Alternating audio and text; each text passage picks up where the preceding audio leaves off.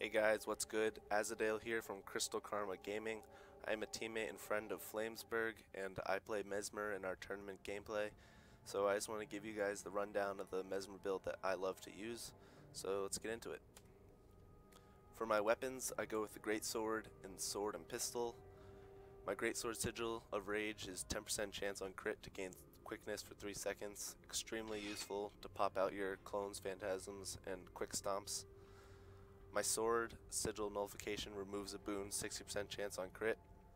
This is pretty useful to get regeneration and protection off your targets, as well as those huge stacks of might that some people love to put up. Sigil of Air is a 30% chance on crit to cause lightning strike, which will hit from anywhere between 1k and 1500 if it crits itself, which is pretty nice DPS. For my amulet, I'll use the Berserker amulet, which gives me that 47% chance crit rate. It provides extremely good spike damage with a decent amount of health. The only downside is it has that low toughness, so if I am trying to do more defensive playstyle, I'll go with my Soldier amulet, which, take note, has a Berserker jewel in it, just so I can get that 20% chance crit rate that you see on the side there, while maintaining 3000 extra health and 1500 toughness, which is a lot easier to keep yourself alive if you're trying to defend a node. For my traits, I go 20 in domination, 20 in dueling, and 30 in illusions.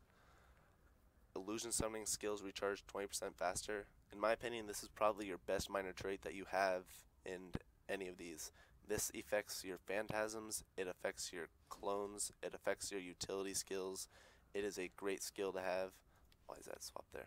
So this allows your mirror images and decoy to have a 34-second recharge on average, which is great, and also allows you to keep your phantasms out pretty quickly. 10% higher crit chance with Mind Rack. A lot of your damage comes from Mind Rack, so having it have a 57% chance crit rate is good. All Shatter skills inflict confusion. This is just an added bonus. My confusions tick for 99 damage per hit, as you can see right here. So just having all your Mind Racks also inflict confusion is just nice. Distortion grants reflection. This is extremely useful. Distortion, if you're going for a safe stomp and you have reflection, you're going to be reflecting all those projectiles that rangers especially love to spam crossfire at you, stuff like that. So that's always good. Shattering illusions give you might, just an added bonus. Shattering illusions creates the shatter effect on you as well. This is the cornerstone of your build, in my opinion. Extremely useful, and I will talk about it when I go over the shattering skills, but I consider this a must-have in all of my shatter builds. Domination. Inflict 5 seconds of vulnerability when you interrupt a foe. Just a nice added bonus. I don't interrupt foes just for the vulnerability. Mind Rack causes 20% more damage. Again, a lot of your damage comes from your Mind Rack spike burst, so having 20% more damage plus that 10% increased crit rate is extremely useful. Inflicting daze causes 3 seconds of vulnerability. I don't inflict daze just for the vulnerability, but it's a nice bonus. 50 power with Greatsword and 20% cooldown reduction. Pretty useful since the Greatsword has a lot of DPS on it. Your phantasms plus your knockbacks. It's good to have that 20% cooldown for them. In dueling, gain 1 second of vigor on critical hits.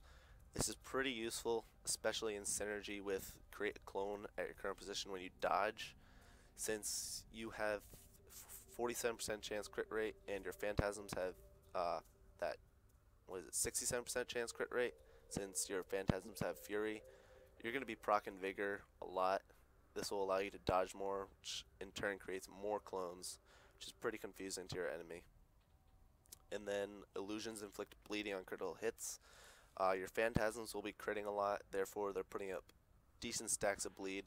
If they crit nicely, you can get 10 stacks, and with your condition damage at 450, your bleeding stacks will tick for 65 damage, which in my opinion is a nice added DPS for your clones and phantasms. Again, create a clone in your current position when you dodge. Just nice to confuse your enemy and get those additional clones up for your heals. Alright.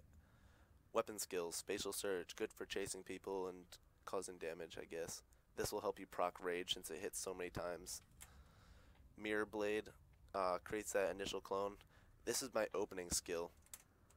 I'm not sure if you guys know this, but with your 3 illusions, if you create a 4th illusion, let's say, the illusion that you created first is the one that's going to be replaced. So I'll put a clone here instead of putting a phantasm here. That way, in case I dodge or have to use decoy, I'll lose a clone and not a phantasm. Mind Stab removes a boon as well as hitting a nice area of effect. Another one of my opening skills, which I'll talk about in a bit.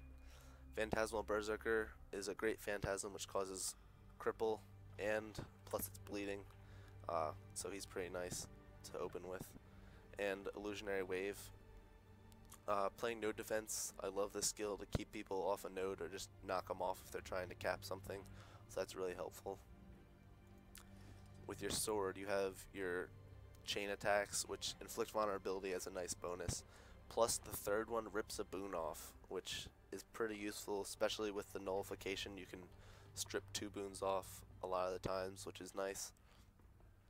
Blurred Frenzy, this is where a lot of your spike damage comes from, as well as providing you with distortion for 2 seconds. So it also provides you with a 2-second invulnerability, which is extremely useful if you're doing it against a warrior or a thief that's just spamming 100 blades, Heartseeker.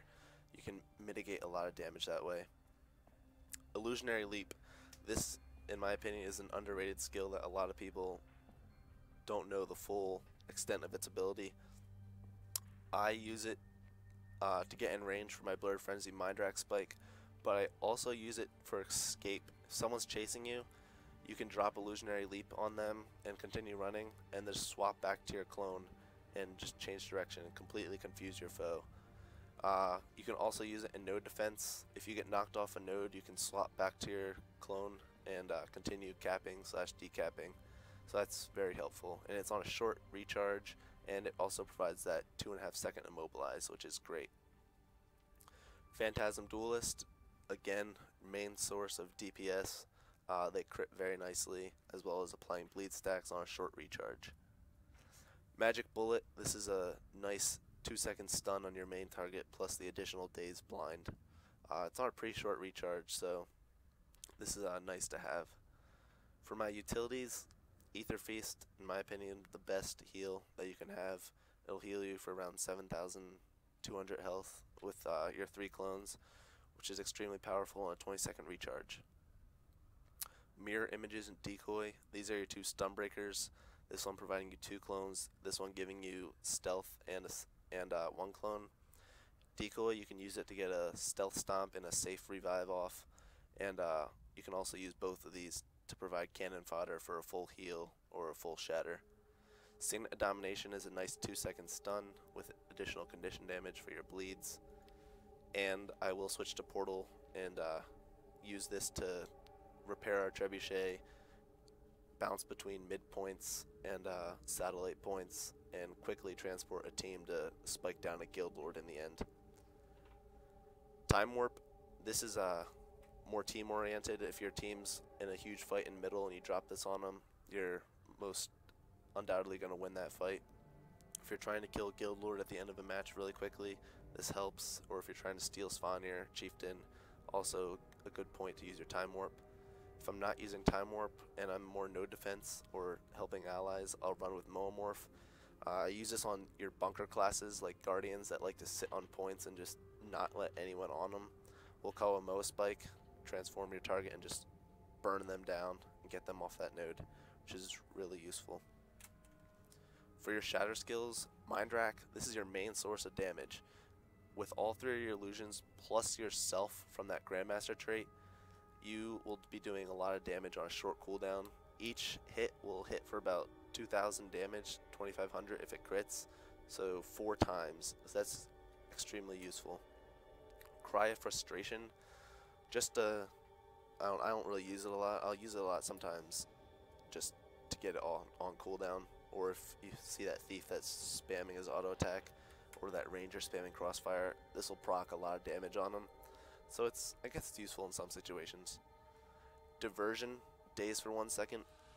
Alright, Contrary to popular belief, if you have 3 illusions up, using diversion will not give you 4-second daze on your target. No matter how many illusions you have, you'll still only get 1-second daze if all your clones destroy themselves at the same time. Now, let's say if you have one clone go and then another one run in from far away, then you'll get that additional daze, but most of the time it'll only last for 1 second. So you can use this skill when you have no illusions. It's nice to interrupt those warriors or other classes when they're downed that are trying to use their hammer / guardian bubble on you. So you can time that pretty nicely. Distortion. This is extremely useful Shatter skill, which if you have 3 clones up plus yourself, you'll get 4 seconds of invulnerability plus the 4 seconds of reflection from that trait. So I'll use this when I'm trying to get a stomp off. If you don't have any clones, you can time it normally to evade that knockdown or whatever that stops you from stomping. Or if you have all your clones up, you can use it to get off a safe revive, or if you're just trying to evade a spike from like a thief or something like that. It's extremely helpful. Alright, let me just go through my skill rotation really quick. I'll open up with Mirror Blade. This is because the clone that's in this spot is the first one to be replaced. So by putting a clone here, if I dodge or use decoy, I'm not going to be destroying my Phantasm accidentally. So using Mirror Blade as an opener is my advice. I'll also use Mind Stab at the same time as Mirror Blade, so they hit at the same time for a nice 25k opener. Then I'll go straight into Phantasmal Berserker, get him up and crippling, and then if he's on a node, I'll knock him off of it just so I can continue to recap it / decap it. At this point, I switch to my sword, and I'll pop out my duelist, start getting those bleeds up from that high DPS. I'll use my magic bullet, and then quickly use my illusionary leap while he's stunned. This allows you to land your illusionary leap clone right next to them, so you can swap and get that 2.5 second immobilize. As soon as you swap, hit your mind rack. Your clones take about 2 seconds to run to your target and explode. So by the time you call in mind rack, they should be there to explode while you're doing your blurred frenzy. So in addition to your mind rack blurred frenzy, that should be enough. That is enough to kill most squishy classes. It does a good amount of damage on warriors and guardians. And then you can just pretty much auto attack / switch to your Greatsword to burn them down the rest of the way. Hope you guys enjoyed this video. There's only more things to come from Crystal Karma Gaming as we continue to play tournaments. And I'll see you guys later. Have a good day.